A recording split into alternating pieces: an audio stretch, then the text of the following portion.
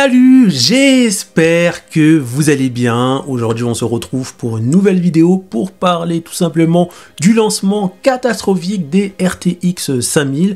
Dans cette vidéo je vais énumérer les points qui font que ça a été une catastrophe ce lancement.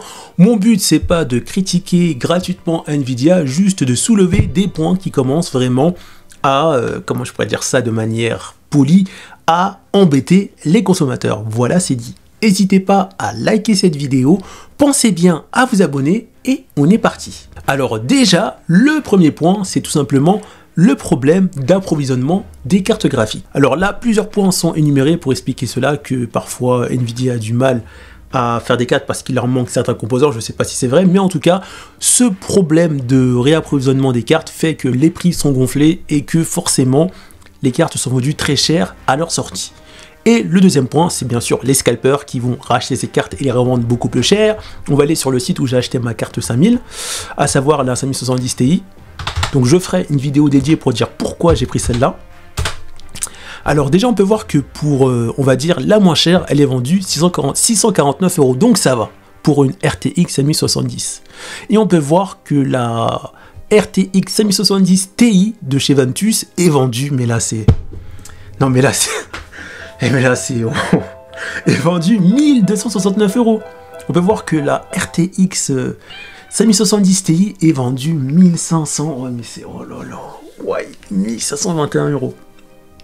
Alors que, de base, le prix à sa sortie, donc je parle le jour où la MSI GeForce RTX 5070 Ti 16 Go de VRAM est sortie, c'était vendu au minimum à 1199 €. C'est énorme. Donc voilà, donc on a quand même de grosses marges que prend les revendeurs, mais le problème en fait il est plus gros que ça. En fait le problème c'est que Nvidia, lorsque Nvidia fabrique ses puces, ils prennent une grosse marge lorsque Nvidia revend ses puces à d'autres fabricants de cartes graphiques custom. Les fabricants de cartes graphiques custom type MSI, etc., eux, pour être rentables, ils vont devoir vendre plus cher pour tout simplement avoir un minimum de rentabilité et peut-être aussi pour gratter un peu plus dans le gâteau en vendant un peu plus cher. Et aussi, les revendeurs qui achètent les cartes graphiques veulent aussi avoir leur part du gâteau. Ça fait que chacun va gonfler un peu le prix de base pour avoir plus de bénéfices et ça fait que à la fin, nous, consommateurs, on se retrouve tout simplement à avoir des cartes graphiques beaucoup plus chères que leur prix de base. Et pour énumérer mon point, on va prendre tout simplement une ancienne gamme de cartes graphiques de chez Nvidia, à savoir la gamme 3000 Ah sur le site Fan Android qui énumérait le prix à l'époque. Donc c'était avant, je crois, la pénurie. On peut voir qu'une 3070 version non custom était vendue à 519 € pour le prix MSRP et qu'une 3080, regardez bien, 719 € pour le prix sans version custom. Donc allez pour custom rajouter entre 200 à 400 €, donc on est peut-être dans les 1200-1300 pour une version custom. Et là, si je vais ici et que je tape RTX 5000, on est sur des prix énormes, énormes. La chose que vous devez savoir, c'est que la RTX 5080, son prix de base, son prix MSRP est à partir de 1100 € ou 1199 €, alors qu'avant on était dans les 700 €. C'est vraiment... Ouais, j'ai des gaz, excusez-moi, mais c'est vraiment énorme. Je sais pas si vous arrivez à vous rendre compte à quel point on est devenu des grosses vaches à lait. En fait, c'est le terme, on est vraiment devenu des grosses vaches à lait, mais c'est vraiment incroyable. Parce que trouver une 5080 autour des 1300, 1400, ça devient compliqué, on va dire, hein, ça devient compliqué. Et le problème, c'est que même avec des prix comme ça, on a encore une fois des pénuries au niveau des cartes. Donc pourquoi baisser le prix des cartes graphiques si les gens achètent quand même? C'est logique. Une chose qu'on va vérifier pour terminer ce point-là, c'est la 3090 qui était vendue 1549 €. Et là, si on tape cette fois-ci 90, donc vous pouvez aller voir sur les autres titres, ça va être relativement pareil à peu près, ou parfois plus cher ou un peu moins cher. On est minimum à plus de 2000 balles pour une 5090.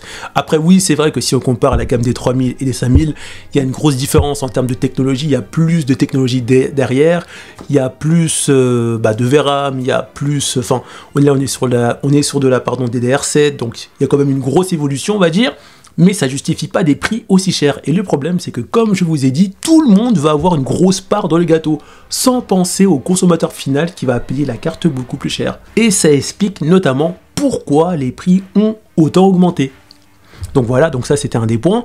Un autre point supplémentaire, ça va concerner tout simplement le rapport performance, on va dire la performance brute de la carte graphique, parce que le problème c'est que avant, si on prend la RTX 4080, elle dépassait l'ultra haut de gamme de la génération RTX précédente. Si on prend la 3090 VS la 4080 est supérieure en termes de performance en rasterisation, donc en performance brute, elle surpasse la 3090. Donc ça, c'est un fait. Maintenant, je dis bien maintenant, si on prend une 5080 et qu'on la compare à une 4090, la 4090 en rasterisation, en performance brute, a beaucoup plus de performance en jeu qu'une 5080. Donc là, on est face à un problème.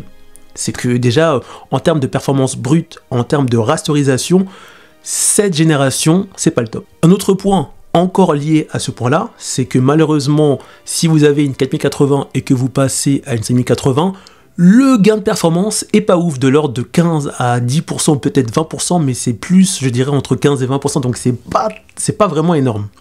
Et l'autre point, et ça aussi ça m'a quand même énervé parce que j'avais envie de me faire un gros PC plus tard haut de gamme pour jouer en 4K et en VR dans de grosses conditions, c'est que malheureusement, Nvidia a commis une erreur quand même assez grave parce que maintenant on sait que la RTX 5080 a le même nombre de VRAM que la 4080, à savoir 16 Go de VRAM, mais le point qui fait mal, c'est que maintenant, plus on avance dans le temps, et même maintenant d'ailleurs, et plus on retrouve des jeux, si vous mettez le ray tracing et les paramètres à fond, ou quasiment tous les paramètres à fond, on retrouve des jeux qui nécessitent plus que 16 Go de VRAM pour fonctionner de manière, on va dire, vraiment fluide. Et ça fait que, si je prends l'exemple de Flight Simulator 2024, ou peut-être Flight Simulator 2020 aussi, ou peut-être, je sais pas moi, le dernier Star Wars, ou Cyberpunk 2077, ces jeux-là nécessitent plus de 16 Go de VRAM pour fonctionner normalement. Après oui, c'est vrai qu'on a le DLSS 2, 3, etc., 4, mais ces jeux-là nécessitent quand même plus que 16 Go de VRAM. Pour certains, on dépasse même 20 Go de VRAM, voire 24. Donc le choix judicieux pour une RTX 5080 qui se situe dans le haut de gamme des cartes de chez Nvidia, ça aurait été d'au moins, je dis bien au moins, mettre 20 Go de VRAM, voire 24. Mais non, Nvidia n'a pas mis ça. Ils ont décidé de mettre certes de la DDR7 avec le DLSS4 et d'autres technologies, mais ils sont restés sur 16 Go de VRAM. Et ça, pour une carte haut de gamme, surtout dans la dernière génération de cartes graphiques, et surtout parce que malheureusement les jeux maintenant vont commencer à demander plus de 16 Go de VRAM pour de la 4K, avec bien sûr du ray tracing et autres, c'est quand même problématique. Et ça, c'est un autre point qu'il faut prendre en compte, qui fait que le lancement est une catastrophe. Et pour finir, le dernier problème, c'est tout simplement les ROP en moins. Donc là, je ne vais pas rentrer dans les détails techniques de ça. La chose que vous devez savoir, c'est que chaque carte graphique Nvidia dans la gamme 5000 possède des ROP. Donc des ROP sont attribués par défaut. Par exemple, pour la RTX 5070 Ti, la carte que j'ai, c'est 96. Et on peut retrouver des cartes qui en ont moins que ceux qui étaient annoncés. Et si vous avez moins de 96, si par exemple vous avez une RTX 5070 Ti, cela va se traduire par une perte de performance de la carte graphique. C'est-à-dire que si la carte graphique devait avoir 60 fps par exemple sur Cyberpunk en 4K qualité ultra, là vous allez être peut-être à 54, 55, et vers là, ou peut-être 53 ou 52. Mais en tout cas, vous allez perdre en performance. Et ce problème, selon l'article, est sur les RTX 5090 et RTX 5070 Ti. Mais je pense que c'est aussi sur les 5080, c'est à vérifier. Et pour savoir si votre carte est concernée par cette baisse de performance qui n'est pas forcément énorme, mais ça fait quand même mal si vous payez plus de 1000 balles pour une carte graphique avec des performances annoncées et qu'à la fin, vous n'avez pas ces performances, donc ça fait quand même mal, enfin ça fait quand même mal au cœur. Et pour vérifier si vous êtes concerné par ces 0,5%, moi je pense que c'est plus, mais le problème c'est que la plupart des gens qui vont acheter des cartes graphiques ne vont pas se dire « Tiens, je vais prendre GPU Z, tiens, je vais vérifier si les performances de ma carte graphique en jeu correspondent bien à ce qui est annoncé. » Donc majoritairement, les gens ne vont pas faire ça, c'est assez dommage. Mais pour le vérifier, si vous avez une RTX 5090 ou 5080 ou 5070 Ti, vous téléchargez tout simplement GPU Z, voilà, une fois que c'est installé, vous le lancez, donc là je vais le lancer avec vous, hop, et normalement, si vous prenez bien la dernière version, ça va vous annoncer avec un petit message en rouge si jamais il vous manque des ROP. Donc moi, je vous avais dit que pour mes ROP, je devais avoir au minimum 96, je les ai, donc moi, je suis pas concerné par ce problème qui touche selon Nvidia 0,5% des cartes, c'est peut-être vrai, mais moi je pense que c'est un peu plus. Mais si vous avez une RTX 5080 ou 90, c'est des ROP plus élevés. Pour savoir combien exactement, allez sur internet vérifier. Et si jamais vous constatez que vous avez le problème, c'est très simple, là, pas de panique. Il suffit simplement de contacter Nvidia ou bien de contacter le vendeur où vous avez acheté la carte et de demander un remboursement. Ou voir avec le vendeur comment ça se passe. Ils vont récupérer la carte, la renvoyer chez MSI ou un autre fabricant et ils vont vous renvoyer une autre carte graphique qui n'a pas ce problème. Du coup voilà, j'ai oublié un petit point très important. Ce que j'avais oublié, tout simplement, Nvidia abandonne le support PhysX 32 bits avec sa RTX 5000. C'est vrai que c'est dommage pour les jeux, mais c'est comme ça. Donc pour les personnes qui ne sont pas de la vieille école, PhysX c'est tout simplement quelque chose qui a été sorti pour partager les calculs en jeu sur la carte graphique au lieu que tout soit avec le CPU. Donc ça permettait d'avoir de meilleurs graphismes, etc. Donc ça c'était valable dans les anciens jeux et c'était reporté sur les autres cartes graphiques de génération Nvidia 3000, 4000, mais sur la 5000 on n'a plus de PhysX. Donc ça peut poser des problèmes pour certains jeux qui sont compatibles PhysX. Donc ce sont des vieux jeux donc ça va, mais pour certains ça peut peut-être potentiellement poser problème. Donc voilà, on arrive à la fin de cette vidéo. Donc là je pense avoir énuméré tous les points qui font que ça a été un lancement catastrophique. N'hésitez pas à me dire en commentaire ce que vous pensez de la vidéo, si vous êtes d'accord ou contre moi. Vous pouvez ne pas être d'accord avec moi, dans ces cas-là, détaillez en commentaire. Et on se retrouve pour 2 prochaines vidéos info. A plus!